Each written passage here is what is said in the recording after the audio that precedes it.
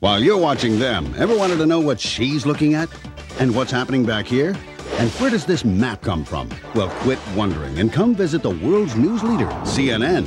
We'll take you beyond the headlines and behind the scenes to show you what it takes to bring the world to your television every single day. You've never seen anything quite like this before. And when you're done, stop by the Turner store for a souvenir or a special video starring you. So what are you waiting for? Step inside the CNN Studio Tour, where you're in the news.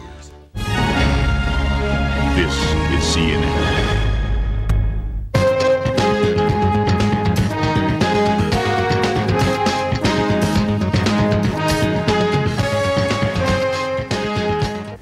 That's it for tonight's program. I'm Larry King. Join us tomorrow night at 9 Eastern.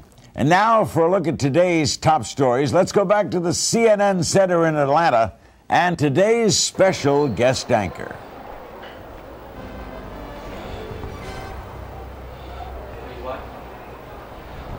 And thank you, Larry. This is CNN, the most trusted name in news. Reporting from CNN World Headquarters in Atlanta, I'm Glen Warner with a CNN News update.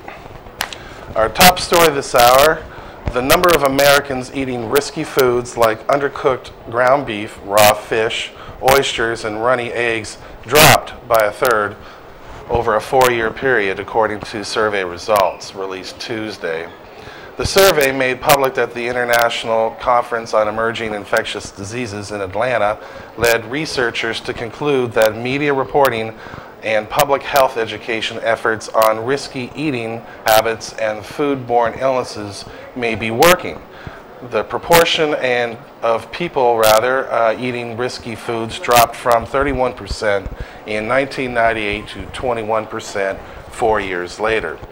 The study looked at the consumption of 7 foods known to be associated with E. coli, salmonella, and other foodborne illnesses: pink ground beef, raw fish, fresh raw fish, raw oysters, unpasteurized milk, runny eggs, and alfalfa sprouts. The survey found African Americans were the safest eaters, with only 15% consuming risky foods. Men aged 18 to 64 were more likely to eat risky foods than women of the same ages. Asians and Pacific Islanders were more likely to consume risky foods than whites. The research was conducted by the U.S. Centers for Disease Control and Prevention, along with the California Department of Health Services and other state services. The most common risky food people ate was runny eggs, the study found. In entertainment news, the popular sitcom Will and Grace is ending its 9-year run, and plans for a spin-off featuring Jack McFarland, played by Emmy-winning Sean Hayes, are in jeopardy. The show is finishing in May, and producers were hoping to persuade the actor to keep playing the flamboyant, funny character on his own show. Hayes started getting cold feet after seeing the dismissal ratings for Friends spin-off Joey, starring Matt LeBlanc. A source close to the star says this has been in the works since last year.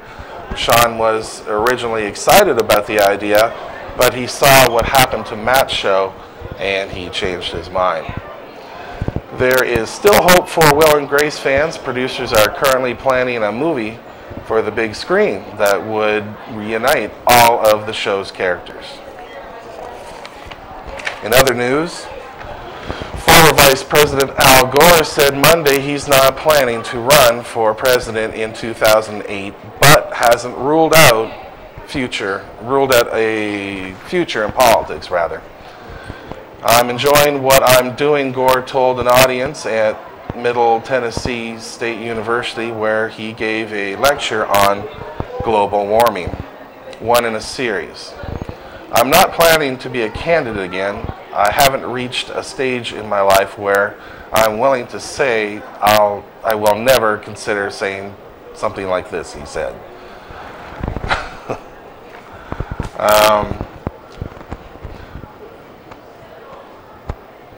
I'm just saying that to be honest. That I haven't reached at that point, Gore. A Democrat lost the electoral vote to George W. Bush in 2000 in one of the closest presidential elections in history. Some Democrats still keep him in mind for other presidential runs, according to several early polls on, you can speed that up a little bit.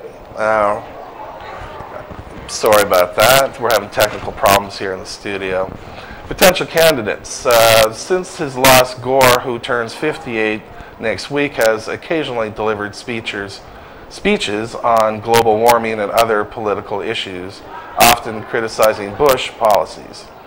He also co-founded a television network, Current TV, which started in August and mostly features documentaries by young filmmakers, and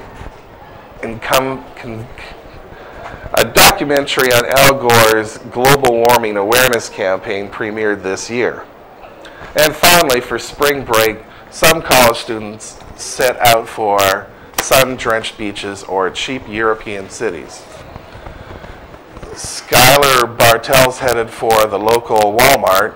Bartels, a 20-year-old, an aspiring writer and Drake University sophomore, thought he'd spend a week in a Walmart as a test of endurance, using it as a premise for a magazine article. His college advisor liked the idea. For 41 hours, Bartels wandered the aisles of a Walmart supercenter in Windsor Heights. That's a 24-hour a day.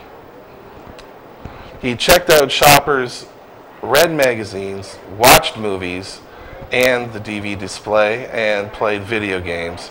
He bought meals at the in-store Subway sandwich shop, but was able to catch only a brief naps in a restroom stall or on lawn chairs in the garden department. Other shoppers and employees didn't pay much attention until the end of his stay. He said, when it appeared, some store greeters began to take notice, pointing at him and whispering. A shift manager approached and asked him if he was finding everything he needed. He said, "Didn't I see you over by the magazines like 5 hours ago?"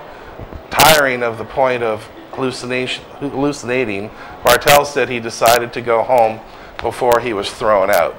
He considered the project a failure. Walmart spokesman Kevin Thornton said Bartels neither violated store policy nor broke the law. We were unaware of his presence, and if we were aware of it, we certainly wouldn't have condoned it, Thornton said. We're a retailer, we're not a hotel. And that's our report for now. For a check of the news any time of the day, just log on to our website at cnn.com, AOL keyword CNN.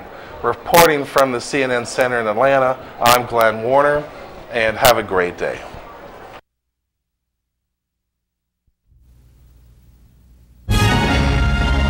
This is CNN. Los Angeles, hello. You know, I've been asking questions all my life.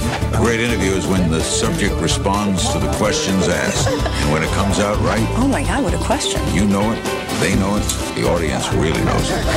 You asked the right questions. Prescott, Arizona, hello. Ask the best questions you can to learn the most you can. Is it an emotional high for you? Bring it out and react to it. You do it. And then what happens, happens. Yonkers, New York, hello.